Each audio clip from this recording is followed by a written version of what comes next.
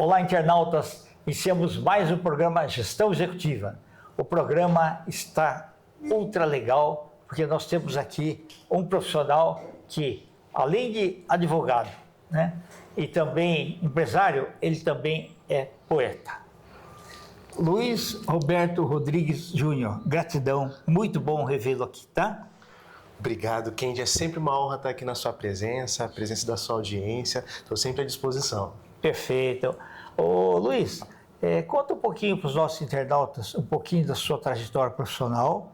A grande dúvida de quem está em estágio aí de formação, terminando o ensino médio, é a escolha da profissão, né? Queria que você contasse se foi parentes que você quis, alguém que você admirava, ou amigos aí que te induziram a escolher a carreira de direito. Perfeito. Bom, essa escolha, eu confesso a você que, assim, até os meus 15 anos de idade, o que eu queria ser, na verdade, era religioso. Bacana. Eu achava que eu seria padre, né? Alguma coisa nesse sentido, monge. E, assim, sempre gostei muito da leitura, de livros, né? Sempre gostei muito de escrever, você mesmo mencionou, né? Sim. Sobre a trajetória, desde muito criança eu faço poesia, escrevo, enfim. E, em alguma medida, essas habilidades que ao longo da vida a gente vai cada vez mais executando, conservando e tal, foram alguns fatores que, quando chegou a hora, né, de escolher de fato a minha profissão, eu particularmente não tenho ninguém na área do direito na minha família, né? Então não teve necessariamente uma influência. Mas aí, já superada essa questão de compreender que eu não seria um religioso, que eu seguiria uma profissão convencional, eu pensei, bom, eu gosto de escrever, eu gosto de ler, eu gosto de me comunicar, talvez um caminho que seja interessante seja o direito. Então, assim, foi uma escolha, confesso que até um pouco utilitarista. E aí, ao longo do tempo, durante a faculdade, que aí eu fui compreendendo de fato, né, o que era o direito, como funcionava, quais os caminhos, quais as possibilidades desse curso, né? E aí, uma coisa é fato, né, Kendi? Ao escolher uma profissão, muitas vezes colocam a responsabilidade para um jovem que tem pouquíssima experiência de vida, né? Não tem uma visão mais profunda de mundo.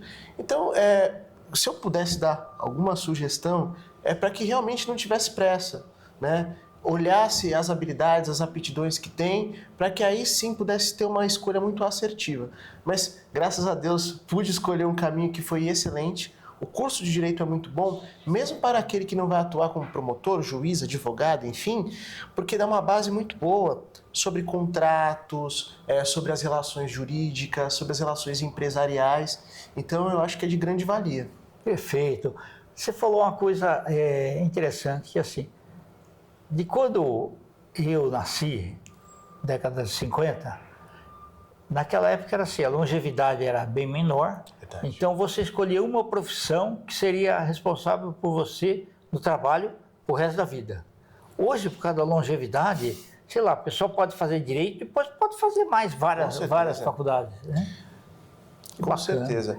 Acho que assim, hoje, com a qualidade de vida cada vez maior, né, com a possibilidade da longevidade, eu acho até que é recomendável, né? Assim, o fator do tempo de vida da pessoa não é um limitador, muito pelo contrário, né? Quanto mais experiente a pessoa está, certamente a capacidade, o aproveitamento do estudo dela é melhor, né? Tá. A absorção também vai ser de uma forma muito mais direcionada.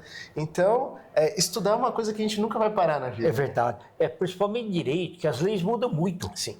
Então, aqueles vademecum, você pode, de 3, 4 anos atrás, mudou tudo. Você tem que, né? Hoje na internet já tem, né? As leis ajudam muito também, né?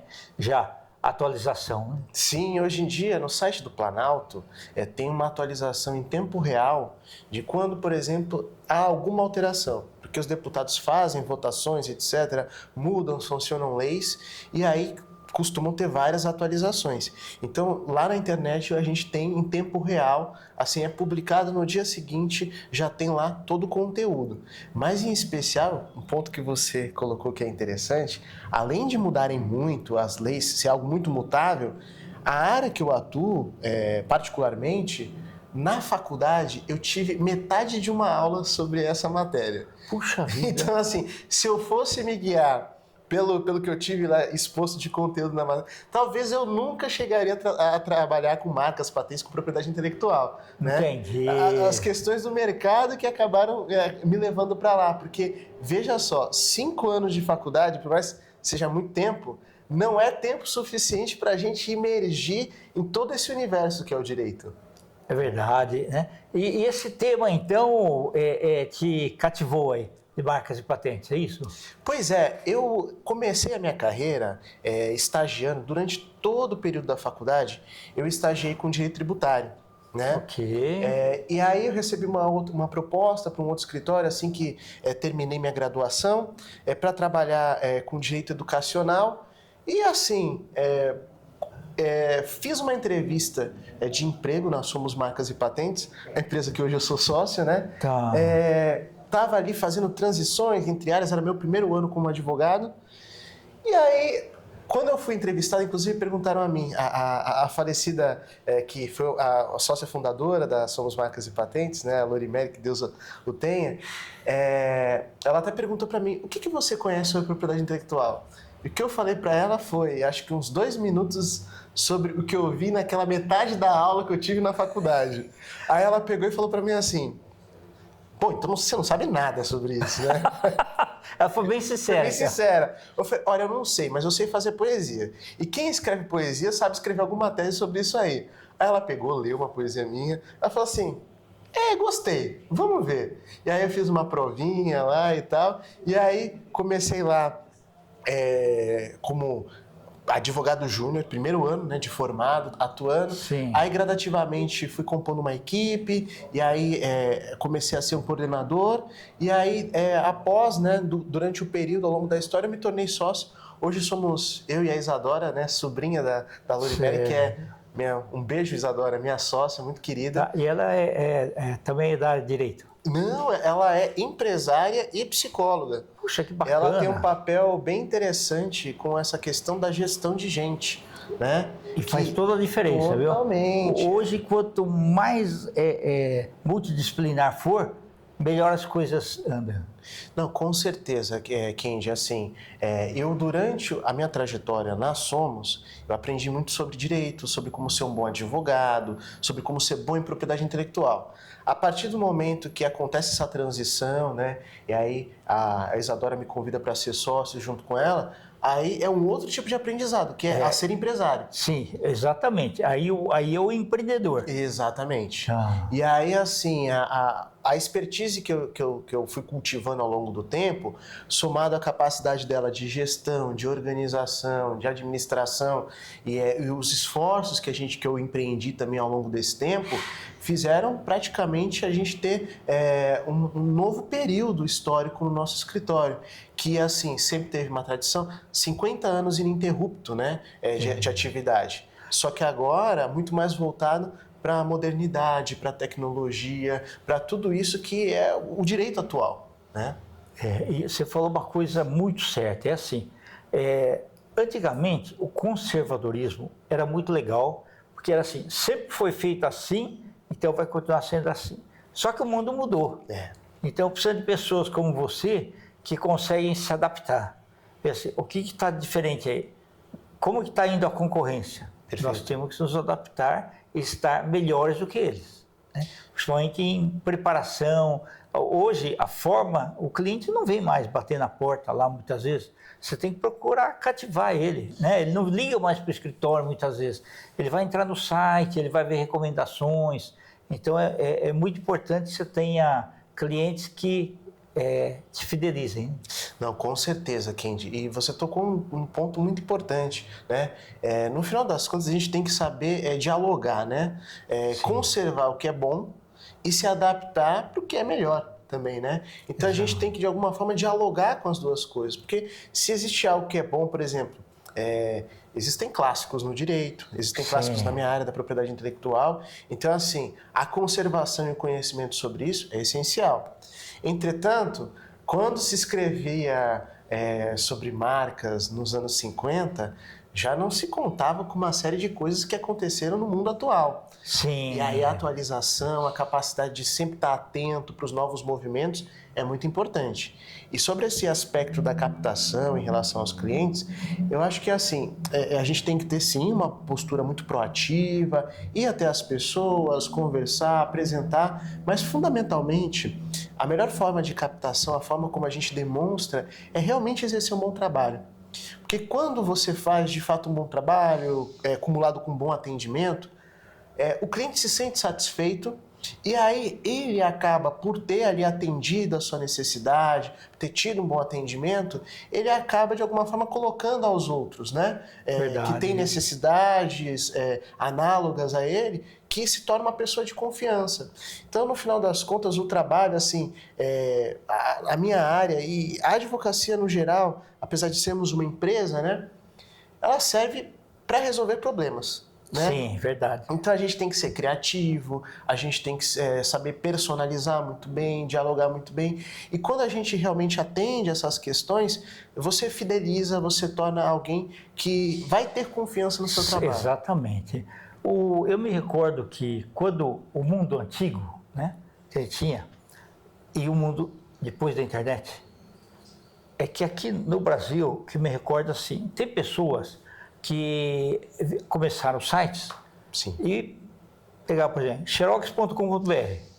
Aí quando a Xerox daqui foi colocar, porque lá ela fora era .com, não pode, já está registrado. E saiu umas brigas. Então teve muita gente aproveitadora que registrou um monte de marcas de empresas estrangeiras, né? E depois tiveram que fazer negociação. Hoje as empresas já estão fazendo assim, a multinacional. Já quando vai entrar no país, já pode deixar .com mesmo, né? Muitas vezes para facilitar isso aí. Perfeito. Você tocou de dois temas muito interessantes do universo de propriedade intelectual, sobre marcas e sobre domínios. O que acontece? Existem algumas pessoas que fazem uma espécie de reserva de mercado. Por exemplo, vê que alguém está usando uma marca ou até registrou uma marca, mas não protegeu o domínio, aí vai lá e registra aquele domínio para depois negociar com essa pessoa. Hoje existem câmaras de disputa referentes a domínio que cada vez mais têm tido uma compreensão de que se uma pessoa registrou uma marca e foi lá outra e registrou o domínio do site, essa pessoa supostamente nos parece que está de má fé. Então, algumas decisões têm sido no sentido de aquele que registrou o domínio tem que, como penalização, transferir o domínio àquele que registrou a marca. Tá? Ok, perfeito. E aí, então, existem câmaras específicas, né, para disputas de domínio. Com relação à marca, né, é a proteção do nome, da logo, do sinal tridimensional, do sinal figurativo, enfim. Esse exemplo que você trouxe sobre empresas que chegam em outro país, hoje, cada vez mais, a gente atende muitos clientes do exterior. Ok. Então, o que acontece? Eles vão começar uma atividade empresarial no país, às vezes um pouco antes de iniciar a operação, eles já pegam, nos consultam, fazem uma viabilidade e já registram, né? Porém, o que acontece? Existem casos emblemáticos, por exemplo, Burger King não pode usar esse nome na Austrália. Quando eles foram iniciar a atividade empresarial deles lá, já existia uma empresa registrada com esse nome. Então eles tiveram que realmente mudar a marca a ser utilizada localmente. Porém, a lei também tem algumas especificidades. Se uma empresa ela é muito famosa ao redor do mundo e ela não atua em um país, existem alguns mecanismos da lei que de alguma forma desmotivam aproveitadores, entendeu? Ok, que bacana, viu? Então, isso é muito importante, né? Luiz, o que você acha que ao longo do tempo vai mudar na parte de marcas e patentes? Olha, eu acredito que o que a gente precisa, na verdade, o que deveria mudar, talvez não em termos de marcas e patentes, mas em relação a uma educação nesse segmento. Eu acredito que o brasileiro como um todo, e até mesmo no universo jurídico, há muita falta de informação sobre o que é esse universo.